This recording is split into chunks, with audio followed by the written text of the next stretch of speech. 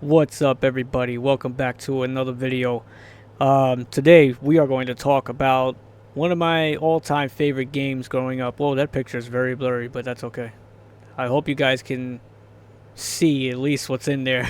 But anyways, we're going to talk about one of the greatest games I've ever played my whole life, Medal of Honor Frontline. Now, this game is definitely a masterpiece.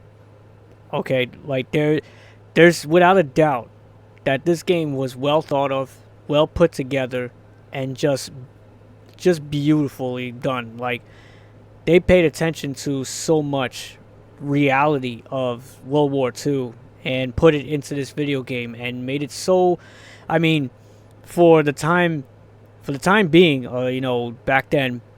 By the way, we're talking about the PlayStation 2 version mainly because that's the one I played and that's the most popular one.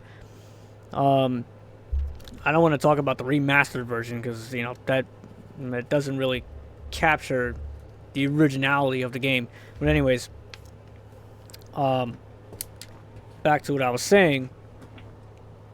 That this is definitely one of the greatest games ever made. It's truly a masterpiece, without a doubt. Okay, so let's start with the story then. We have, you're playing Lieutenant James Patterson, right? And you start off in D-Day, which is very accurate how D-Day started. You know how it was landing on the beach. So it takes place in D-Day at first, your first mission, which is not one of the hardest missions. It starts off a little easy, to start you off, but it's definitely not that easy. Like, it's not that easy. You're still gonna probably your first time playing this game, you're probably gonna end up dead like twice, maybe at least, at least twice. But then you get used to it. You'll figure out what you're supposed to do, like, pretty easily. At first, but at first you can't really figure out where the hell the guys are at first when you first play this game, because you're supposed to save about like you're supposed to cover fire for like 3 guys. And sometimes you may miss one when you're running around, and you can hear them, but you can't find them. But that's it gets easy after you keep doing it, about maybe twice. You'll get used to it, and then you get used to how the gameplay really is, how to move your character and stuff like that. And what's incredible is that you really feel like you're the character in this game. You really feel like you're Lieutenant James Patterson. This game like actually puts you in the position of this soldier, of this lieutenant, and actually puts you in this position of actually doing these missions, and it's incredible. It's so incredible. Like, you really feel the character. You feel so engaged in what you're doing, and the people around you and the people you're going after and stuff like that. You really feel engaged. Like you're the actual person doing everything that's in this fucking game, in these missions.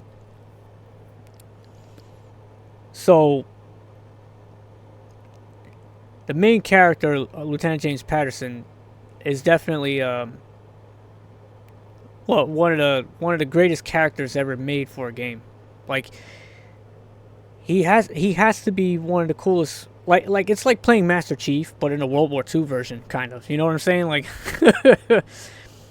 put it that way. If you're a Halo fan, you know what I'm talking about. It's kind of like, it kind of feels like that. Like, you're the Germans, the Nazis, they're the elites and the grunts and stuff like that, and the different type of soldiers and stuff like that. But we'll get into that in a second with the soldiers and stuff. I just want to break it down in different levels here, so that way, it could be an organized review, and why this is a masterpiece, in my opinion. I mean, I don't think it's just my opinion, but I feel like many people who grew up to this game, who played this game, will probably feel the same exact way, that this game was at a maximum level of masterpiece of video gaming. So, that's that with the character, right? So basically, you start off at D-Day, and then you just continue on throughout the game, throughout France. You try to liberate the people of France from the Nazis and stuff like that, and so on and so forth, and you move forward. And and you basically confiscate everything that the Nazis were doing, paperwork and stuff like that. And, like, the missions are incredible. I'm telling you, the missions were great. If you never played this game, I highly suggest you play this game. Seriously. So that's that. Now let's get into the graphics. Of course, now in our time and day, this is December 2023. You're probably gonna be like, well, the graphics really weren't cool, that great, but in that time, put yourself in that time, right? In PlayStation 2 era, the graphics were incredible. Look at that scenery. I mean, it was so well put together with the way everything was. Look at how the dark of the bricks and everything, the detailing of the scenery was actually as realistic as possible for that time being.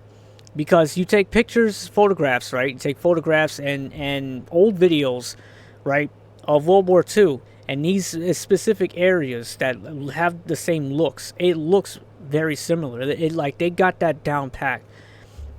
The sceneries were incredible, and you really feel engaged, and you really feel like you're in that freaking area, like in that part of town, you know, that you're saving the people, or, you know, you're fighting the Nazis and stuff like that. You really feel like you're in there, and it's the realism for that time, you know, was really, really great. The graphics for its time was amazing. Like, look at the scenery. Look at that. Look at the detailing. You see the pipes, the detailing of the canisters, like the detailings of their clothing, the guns, the submarines, the ships, the bridges, the roads, the crates.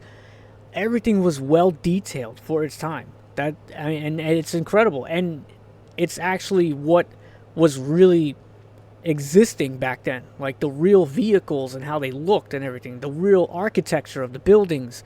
You know, the areas of where you are, like the areas, like France, for example. Like, here's France, this is France, and that's exactly how it looked. And especially in that time period when they were liberating the French from the Nazis, when the Allies ran in, it was with the Americans and the Russians, the Soviet Union.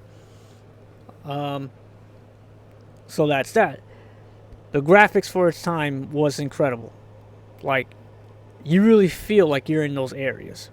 Look at the detail. Look at that. It's amazing. So now let's get into the clothing and the uniforms. I mean, incredibly accurate too. That is incredibly accurate. The clothing that they wore at that time, like, look at the uniforms, the colors of the helmets, the uniforms, the boots, the things they wore, the gun holsters and stuff like that, like the medical equipment they had, was extremely accurate. It was incredibly accurate, and especially for the Nazis, the way they had the Nazis' uniforms are and stuff like that, and the different types of Nazis you're fighting against, and you have so many different types of Nazis. You have, you know, like the regular soldiers here in the winter coats. You had the ones in the leather long jackets. You had the army-looking soldiers, the marine-looking soldiers. You had even chefs. I mean, you were even fighting chefs. Like, look at these uniforms here in this picture. It's incredibly accurate. That's accurate too. These the ships that they were in, stuff like that. That was very accurate. The vehicles too, not just the clothing and uniforms. The vehicles and everything was very accurate. Yeah, even scientists. You're fighting against scientists who have guns, you know, and it looked exactly how it looked back then. Like, look at the scientists. You see how they dressed. That's exactly how it looked. And, like, it's incredible how much detailing and like the level of detailing in this game, between the graphics, the architecture, the vehicles, the weaponry, the sceneries, to the clothing and the uniforms, the planes, the fighter jets that they had back then. Incredible detailing. Like, I'm telling you, this is like masterpiece of work for its time. Look at the tank. Look at that tank. That's accurate for its time, you know, with those graphics. That's actually very accurate to how they looked. Now, that's that. We have that with incredible accuracy. Now, one of the greatest things too about this game that I have to mention is the soundtrack. The soundtrack to this game was beautiful, and I gotta say, beautiful. Like, with deep, heartfelt soul emotion, beautiful. It captured the spirit and the heart and the courage of an American fighter that you're playing in that time of World War II, and the music for that time period. It was just incredible. Like, you really feel engaged with everything, especially with the music in this game. The music in this game was incredible for each level too, and every level you literally felt the impact of what you're going through in that level with the music that was playing in each level. Like, here in so many different levels, you have different types of tone to the music, and the emotion and what you're going through. You felt what you were going through because the music kicked it up so much. It literally felt it captured the atmosphere of what's happening, and especially what you're up against. It is just beautiful. I like you felt every emotion, with this game. So that soundtrack was definitely a masterpiece of soundtrack, and it was actually like an orchestra and stuff like that. Like, they actually had a studio, like they're filming a movie, and they had a bunch of kids. I believe, yeah, it was a bunch of kids in a choir and stuff like that, and orchestras. They had the whole thing, and they had the guy standing with the stick. I forget what you call those guys, but it was just so well put together and so well. The emotion and deep heart into it, like they put their hearts and soul into this game, and it was incredible. And to the feeling and to the passion to what people went through back then, and the soldiers who sacrificed their lives for us back then to fight for our freedoms against the Nazis, to liberate us from the Nazis. So the music captured everything. It captured the soul and the spirit of World War II. It was beautiful. Now, after that, we have the sound effects and the weaponry. The sound effects was freaking amazing. It was just beautiful. Like, the sound of this gun right here, I think this was the M1919, MG1919, I think it was. Freaking amazing sounds of the weaponry, dude. Like, the gun sounded amazing. This one right here, the Springfield. That Springfield was freaking epic, the way that sound. It was so loud. Like, you just felt like, yeah, annihilate the Nazis. Then MP40. The MP40 was another gun that had an incredible sound that just made you so hyped. Like, I'm telling you, it's like Halo. You literally felt like a World War II version of Master Chief fighting against the Covenant, and the Covenant was the Nazis. It was just a masterpiece of artwork, man. Like, the heart and passion put into the guns, the sound effects of the guns too, was just beautiful. It was like watching a real life World War II movie, kind of like Saving Private Ryan, which this game actually took a lot of inspiration from. A lot of people wouldn't know that. It took a lot of inspiration from that movie, Saving Private Ryan, especially with the D-Day scenery. It actually was inspired, like this right here. This whole scenery of D-Day was actually inspired by Saving Private Ryan, done by Steven Spielberg, a master of movie making. But yeah, and the sound effects of the vehicles, the planes, the bombs, the tanks, the sound effects of this game was just incredible. The sounds of the footsteps, the sounds of their gear, the key. You even hear the keys like they have hanging on their sides. Like, it sounded incredible. I'm telling you, this game literally puts you into World War II, and you felt everything about it. You literally felt like you were one of those soldiers back then. It was incredible. So we have that with the sound effects and the weapons. The Thompson also sound really good. But that's that. Now, another incredible part about this game. This is the last thing I'm going to mention about this game before this video goes on way too long. I don't want to make this video too long, so I'm making it as short as possible.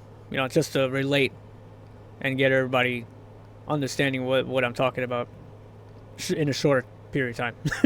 So the actual footage they actually used real actual footage in the story mode as you're going along and you complete a mission and then your new mission starts and between levels, and they use actual footage of World War II and actual people that they're mentioning, and like Dwight Eisenhower and stuff like that. You're actually seeing the real footage of the events that were taking place, of the missions you're about to join into, and it was incredible.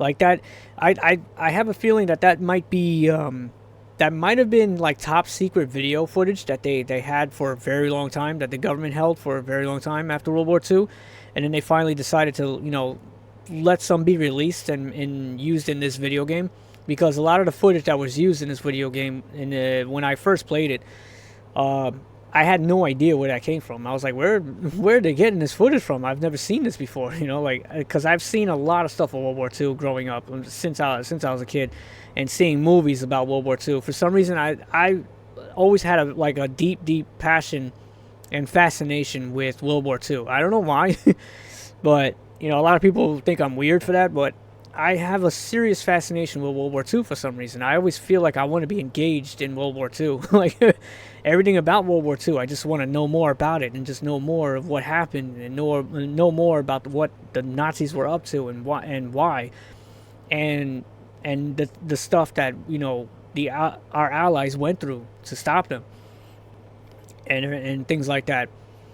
And it's just it was just an incredible time, of human history, and it just fascinated me that much. It's strange. And more than any other war ever fought, World War II is the #1 war that fascinates me the most. It's strange, but even I don't know. Maybe I don't know why either. But I'm trying to explain it, but it's like I can't. It's strange. It's just very strange why I'm so fascinated with World War II.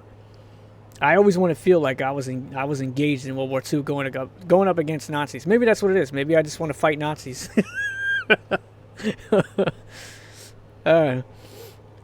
But yeah, the actual footage used was actually really amazing, and I was fascinated.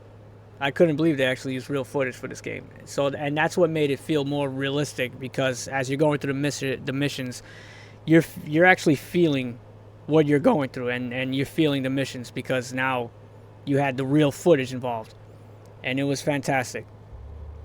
So I'm gonna leave it at that. That's gonna be it for this video, and I just want everybody to know that this was definitely one of my favorite games of all time.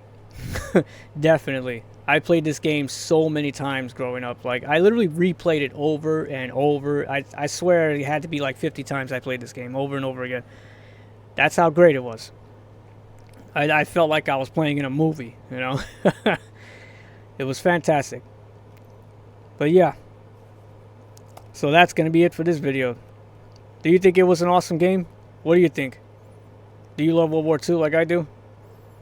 Have you played this game? If not, you should definitely play it. I definitely recommend playing this game. Download it, and I'll download the original one. Forget the remaster. Get the original copy and play this game. You will not regret it. You will love this game. Especially if you've never played it before and you're playing it for the first time with, very outdated graphics now. You're still going to get engaged, and you're still going to love it. And because it was well put together, that's why. It was fantastically done. But yeah, that's going to be it. I'm going to end it right there instead of going on and on. But that's Medal of Honor Frontline, one of the greatest games ever made. A masterpiece. Take care now. Over and out.